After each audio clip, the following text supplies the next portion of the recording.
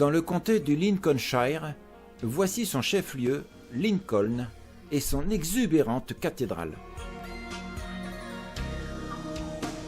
La vue est saisissante, non seulement par la taille démesurée du monument, mais aussi par sa beauté à couper le souffle et pour son originalité de conception, car cette cathédrale est dotée d'une troisième tour à la croisée du transept et d'une façade subtilement ornementée et monumentale.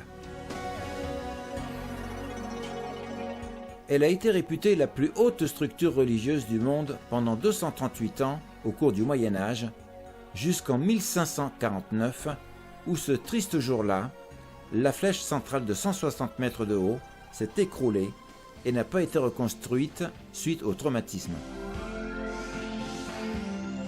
Car en effet, au XIIe siècle, les trois tours étaient coiffées chacune d'une flèche en charpente de bois recouverte de feuilles de plomb. La tour centrale actuelle mesure tout de même près de 100 mètres de haut, pinacle inclus. Les 223 années interminables qu'ont duré ce chantier à partir de 1088 sont largement justifiées compte tenu de l'envergure de l'édifice gothique et de la finesse des travaux. Le 15 avril 1185, une autre tragédie avait détruit la cathédrale. Ce jour-là, un séisme de magnitude 5 sur l'échelle de Richter avait coupé en deux l'édifice. Suite au séisme, le programme de reconstruction et d'extension avait duré 28 ans. Mais en 1237, la tour centrale s'était effondrée et à l'occasion de la reconstruction 18 ans après, une partie des fortifications de la ville avait été abattue pour agrandir encore davantage la nef de la cathédrale. Et c'est seulement des années plus tard qu'ont été assemblées les charpentes des trois flèches en bois, dont celle du centre est la plus haute qui s'était écroulée en 1549.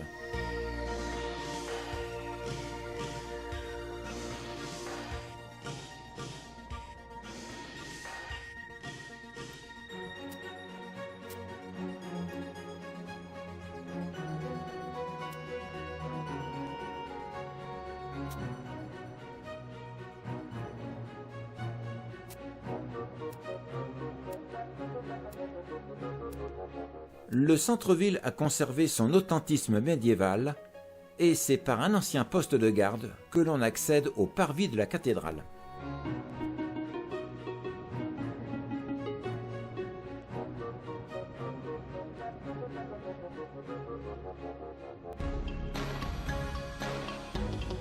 La vue est tout aussi saisissante que vue d'en haut et nous sommes d'autant bluffés par l'envergure et la finesse du travail ornemental et sculptural de cette façade démesurée.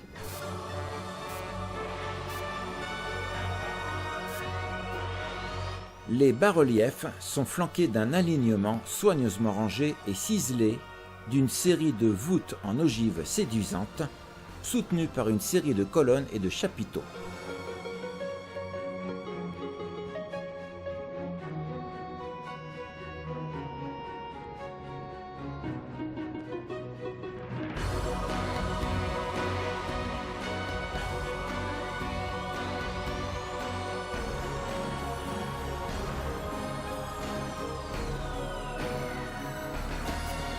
Cette portion de la cathédrale est totalement d'origine des XIe et XIIe siècles, puisqu'il s'agit de la moitié de l'édifice préservé du tremblement de terre de 1185.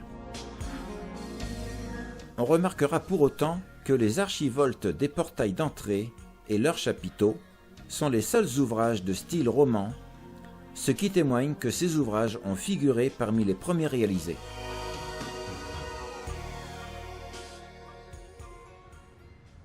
Je vous laisse découvrir une autre cathédrale dans la prochaine vidéo. Et si vous le voulez bien, pensez à vous abonner. Merci bien.